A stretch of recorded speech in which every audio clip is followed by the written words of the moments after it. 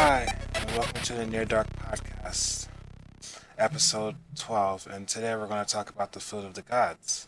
But before that, let's welcome the rat exterminators. Hello. Hello. Hey. Hi.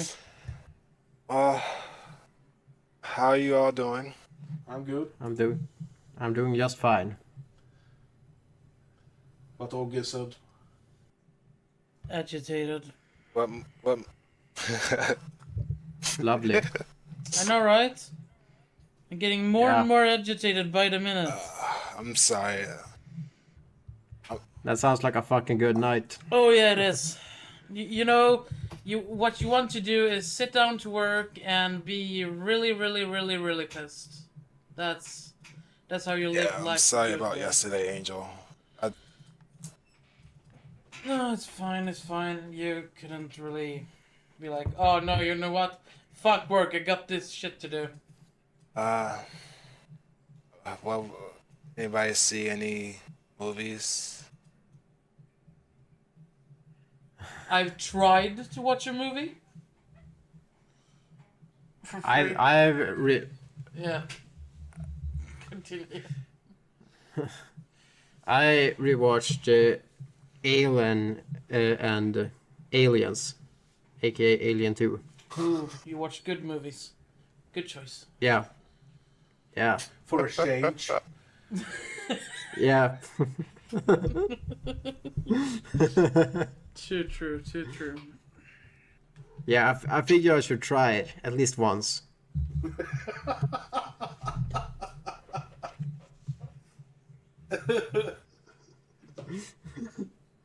What do you It think? was alright. What do you think about the movies? I prefer Alien 2 over the 1, but I like Alien 1 as well. And my main reaction after rewatching them was how good they still look. They hold up. They hold up remarkably well even to this day. Especially if you look at like the spaceships and the aliens themselves. It looks just awesome. They're great movies. Indeed they are. Yeah. Which cut of the movies did you watch? I don't know about Alien 1, but I think it was the director's cut of Alien 2. It has some additional scenes, right? Yeah. Like I haven't watched those movies for almost 10 years now, I think. So I gotta go back and rewatch them. Even though I've seen them hundreds of times. So. And you can Yeah, watch same them here. another 100 times because they're good. Just saying. Yeah. Well, I watched Brain Work. Let's see. Oh, that's so much. Yeah. Well, I tried to watch a movie, a new movie from this year, for 3 days, but I keep getting interrupted by other things. But it's called Look Away, and it's not that exciting. I'm coming about 30 minutes into the movie so far. Not too exciting. Kind of a Carrie vibe of it, but like more new or something. Can't say that I can recommend it yet. Maybe next time. Yeah, that's about it. This is the third time I'm gonna talk about this since the program's crapped out on me. I've watched Terminator 2 from 1989. It's a Italian rip-off movie by Bruno Mattei, Claudio Fragasso, same guys who did Hell of the Living Dead. It's a ripoff of Aliens and the Terminator, basically. It doesn't have anything to do with the James Cameron Arnold Schwarzenegger movie from 1991. It was released under the title Shocking Dark in the US, I think. And it's basically about this catastrophe that occurs in Venice, a futuristic Venice, which makes the water contaminated. So a group of researchers are setting up a laboratory there to try to fix the problem, but something happens and they send a distress signal to some organization who sends in a group of quote-unquote elite marines to investigate the matter, and they stumble upon mutants, and at the end of the movie it turns into a Terminator rip-off, since one of the crew members of this marine group turns out to be a android who tries to kill the main leading lady who, well, she starred in this movie and her career ended with it. The acting is terrible. You barely see the effects whatsoever through the entire movie. The script is all over the place. Some scenes are directly taken from Aliens, but they performed a lot worse. For example, the scene when Bishop in Aliens is looking at the facehuggers. That scene is ripped directly from Aliens into Terminator 2 / Shocking Dark. A lot of the characters from Aliens got rip-offs here as well, like Ripley, Hicks, and Newt. The action scenes got no energy whatsoever, and the entire movie is just boring to watch. I went into the movie and thought that I was gonna see a fun, trashy Italian rip-off movie, and it turned out to just be a very flat and boring crap fest, basically. And I also watched a 1965 movie called Village of the Giants, which isn't a horror movie, but it got a connection to The Food of the Gods.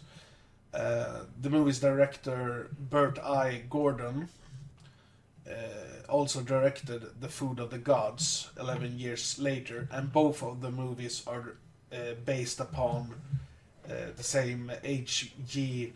Wells novel called The Food of the Gods and How They Came to Earth.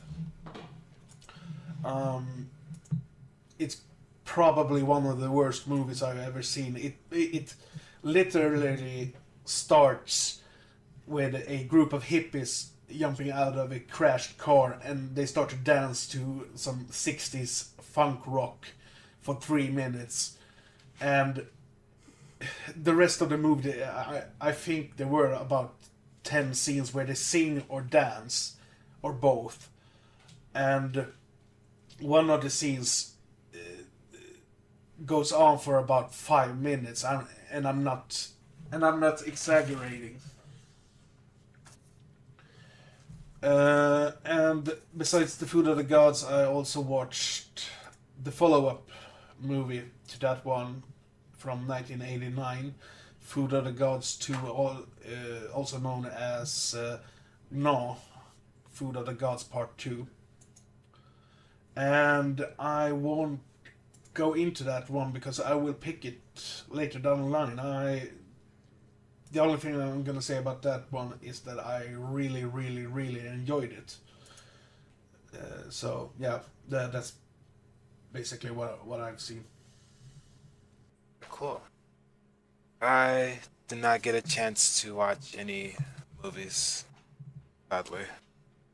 But but you know, Joseph, we all know you already had a secret dance party to the long ass dance scene they have Yeah, in the movie. of course I had. I was dancing with them. Is embracing the hippie in you. Yeah, I felt the groove of the music. I knew it. Okay. Here's the trailer for Foot of the Gods. More frightening than his War of the Worlds. More imaginative than his time machine. Now, H.G. Wells' masterpiece of science fiction, The Food of the Gods. The terrifying tale of man fighting for his life against an ecology gone berserk. This is the last chance for an unsuspecting world against harmless animals and insects made huge and vicious by the food of the gods. Marjo Gortner.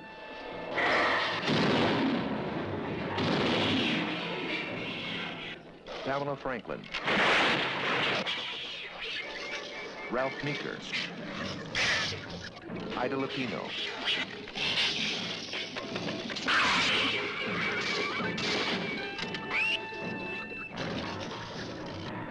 H.G. Wells' The Food of the Gods, for a taste of hell. Rated PG. The food mysteriously bubbles to the surface of a remote British Columbian island. All hell breaks loose as rats, wasps, grubworms, and other vermin consume it and grow to the size of giants. It's up to a ragtag team of adults, including, but not limited to, farm woman Mrs. Skinner, football player Morgan, expecting couple Thomas and Rita, dog food company owner Jack Bensington, and his assistant and bacteriologist Lorna, to figure out how to stop this before they too become food of the gods. So what did you guys think of the movie? Not too exciting. I thought it was kind of boring, but it wasn't like bad boring. It was just like it. It's not a timeless movie that works today. It was probably well made and really good when it was released, but no, nothing I would rewatch. Ogge?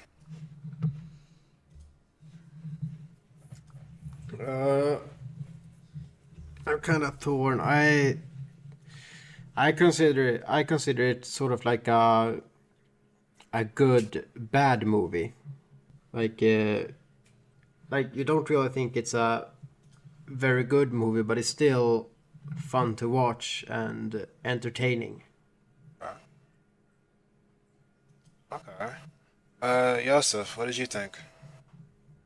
I actually enjoyed the movie a lot more than I thought I would. It's not a great movie,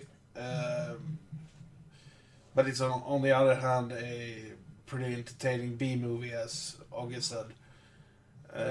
I think it had some suspense, like the scene when the old guy with the red car, like briefly before he gets attacked. I thought that scene was pretty suspenseful, and it got the cheese. I think the movie was produced as a serious movie. Like, it wasn't meant to be funny, but it's so bad that it gets funny. And I wasn't bored while I watched it, and I think it was an okay 70s B movie, basically. I thought it was kind of fun to sit and watch. Like Angel said, it's definitely not a timeless movie, and I don't think it's really something I'd really watch more than like once every now and again.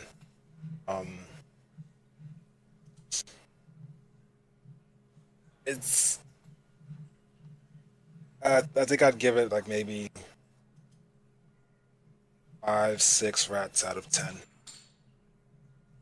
You can get 5 rats out of 10 for me. Joseph, Ogge, what do you guys give it? I'm thinking. Yeah, May- think I'd give it a 6.5 out of 10. I'm somewhere around there too. Like you need to really appreciate like old B movies to be able to enjoy it. Yeah. So, yeah, about 5. Yeah, 5 out of 10 Okay. dead rats.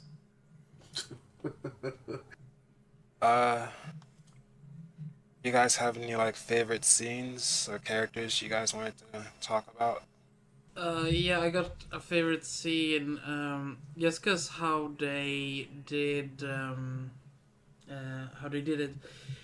When Mr. Skinner, I believe it is driving home in his tiny little red car and get attacked, and you can like see that they shift between like the actual scene with the big rats to a toy car with this like I don't think it's the rats, I think it's mice they actually use, and it's so cute how they crawl over the car and everything, and then you switch back to giant monster rats trying to get into the car. It's like, this is amazing. So it's like I mean the movie was boring, but things like that brighten up the movie a little bit. I'm gonna side with Angel on this one. That was actually my favorite scene as well. Because it starts off really suspenseful. You know that there are something out there, and when the rats comes in, it just turns into cheese galore. I was laughing out loud when I was watching that scene. The effects are really, really, really, really bad. But I think it's part of the charm with the movie as well. Like, I don't know if people would have thought that the effects were good back in the 70s either, but nowadays they just look terrible. So Yeah, exactly. Or like when the giant rooster tries to kill the football player. I don't remember his name. It Morgan. just looked. Yeah, Morgan. it looked so stupid. Yeah. I looked away for 2 seconds, and when I looked back at the screen, there was suddenly a man fighting a giant rooster, and I was like, "What the fuck is going on?" Because it was like, "Holy shit!" And something else I liked about the movie, but this might be because it's an old movie from the 70s, where Mrs. Skinner is constantly referring to her husband as Mr. Skinner, not like either of they have like an actual first name. It's just Mr. and Mrs. Skinner. Yeah, But I think that's because the movie is from the 70s. I I've think seen, that too. Yeah, I've seen movies from the 70s where they used Yeah. like Mr. or Mrs. even though they are in a relationship or marriage. Yeah.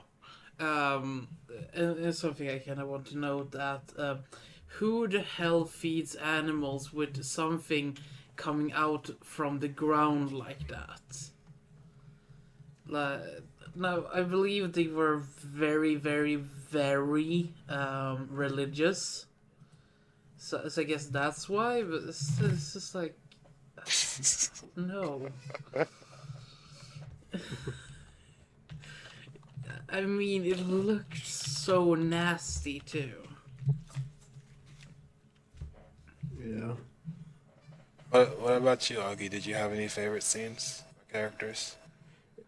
Yeah, well, first about the scenes, like when they shot the rats, I was like, please tell me they just didn't use a fucking BB gun and actually kill the rats.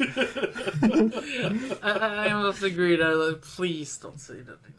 Yeah, and then when the flood came and they drowned them, I was like, don't tell me they're actually drowning the rats for this. And then, as for characters, definitely Morgan. Like, I like how he just screams at everybody, starts yelling at him. Like, for no reason, too. Yeah, I actually liked most of the characters in this movie, especially Morgan. He was really the hero of the movie. He took command and just, we gotta do this now, or else we're gonna be rat food. Yeah. And I really liked the dog food director or whatever he was. I can't remember what his name was. Like, he's so obsessed with money that he becomes rat food. Like, what the fuck? Yeah. That's what greed's. That is what greed does to you.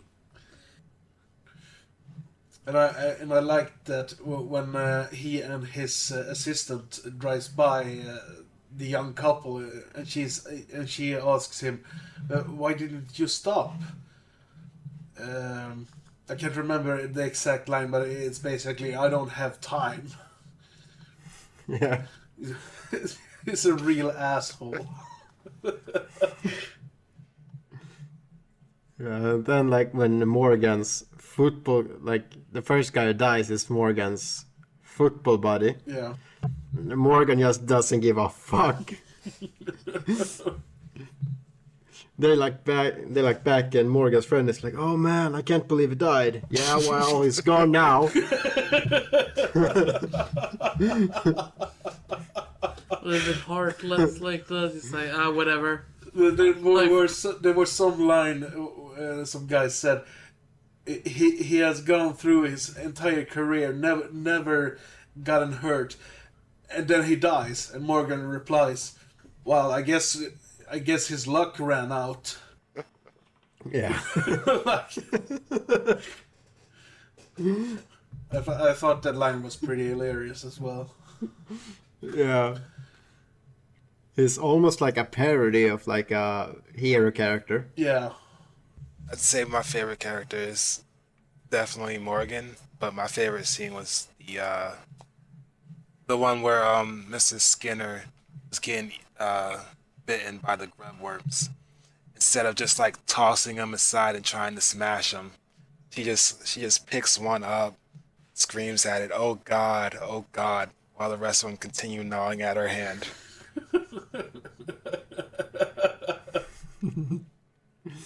She put up a fight Oh, yeah. at the end, though. Smashed that rat with the meat cleaver. Yeah. Did you guys have any background or trivia for the movie? Yeah, I got a couple of things. You want me to start off, or? Yeah, go ahead. This is taken from IMDb, so I don't know how reliable it is, but oversized reproductions of worms, chickens, wasps, and rats were used to create the gigantic creature effect. 6 different mechanized rat heads and 4 human-motivated rat costumes were also employed. Ray Harryhausen was interested in making this film, but he didn't do it for some reason. The movie was loosely based on a portion of H.G. Wells' novel *The Food of the Gods* and How It Came to Earth, which I've already mentioned. I realize now. Michael Medved, whoever that is, gave it the Golden Turkey Award for Worst Rodent Movie of All Time, which I don't think it is. I've seen worse rodent movies.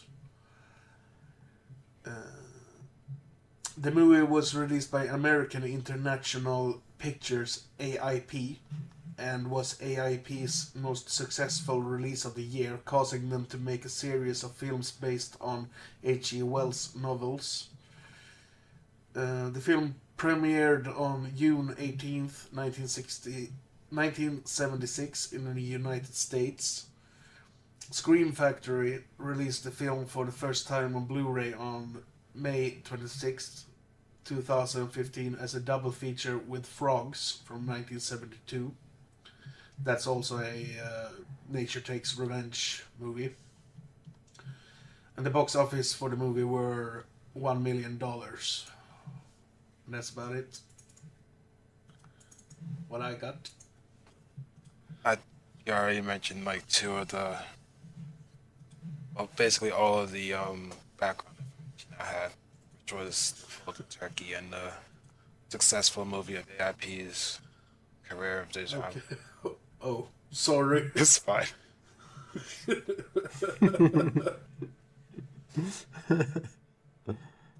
I think it's because it's such a, well, I don't know if it's because it's such an old movie, or maybe it's just because it's not as well known, but there's really not too much to go on for background information for this movie.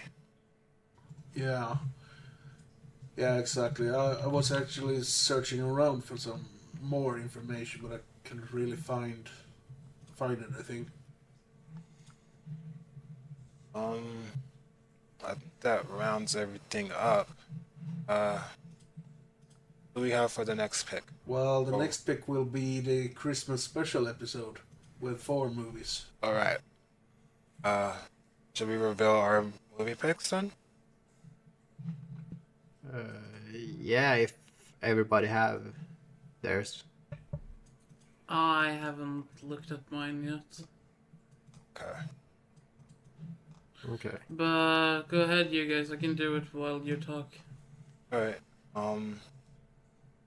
Well, my Christmas horror movie pick was going to be Santa's Sleigh.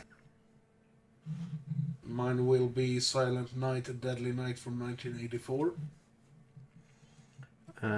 Mine is gonna be Secret Santa or Black Christmas. I haven't really decided yet. It's gonna be a surprise. Yeah. I guess that makes 2 surprises then. It's like, surprise, motherfucker. Surprise, motherfucker! All rise, motherfucker. I'll say it's Secret Santa, but when we start recording, I'm gonna know it's Black Christmas. Yeah, no one of us has watched it. He was like, man. Ogge's gonna go with Silent Night, Deadly Night Part 2. Which is basically Silent Night, Deadly Night Part 1 for like 75% of the movie. Yeah, this was the one I was looking at. Deadly Little Christmas from 2009. Mm-hmm. Never heard of it. I didn't hear about it either. I was talking with my boyfriend about Christmas movies, and he looked up a few, and this was the one piquing my interest. And it has the best rating on IMDb I ever seen for a movie. Uh-oh. Mm-hmm. You're in for a shit show. Yeah. That doesn't sound good. And you were complaining about the Bleeder and the Thanksgiving.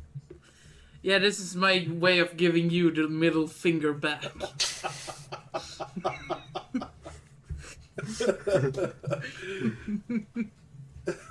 This podcast is gonna turn into just a shit show. We're just gonna find... This is just gonna end up being fucking art house movies. Yeah, exactly. Like I pick a movie that triggers someone, and that person like gets so triggered, like, oh, I gotta pick something to trigger someone else. He's like sending the middle finger to each other.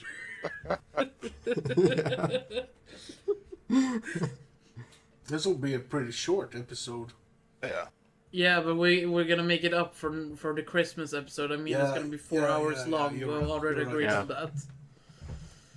So the good people just have to like wait a little bit and embrace the shit show that is coming. Okay. 4 hours of shit. Yeah, exactly. Okay. Well, I think that covers everything. I got one last thing to say. Since the double feature episode of Halloween and Halloween 2, we have played out with songs. And we're gonna play out with Iacchus, I think it's pronounced. It's spelled Iacchus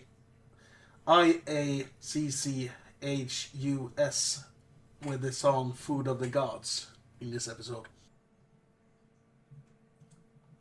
No one gives a shit. I've never heard of it before. The enthusiasm. Yeah, I never heard of it either. Yeah, so we're so enthusiastic in this podcast.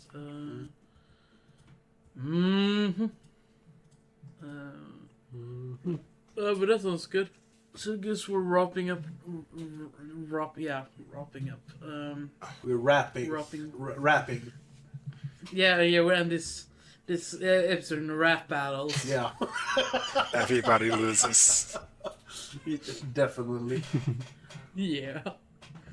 Yeah. Yeah, but I guess we are going to say goodbye to the good people then. Yep. Yep. Yes. Mm-hmm. All right. Goodbye, good people. Goodbye. Goodbye, good people. Food of the gods.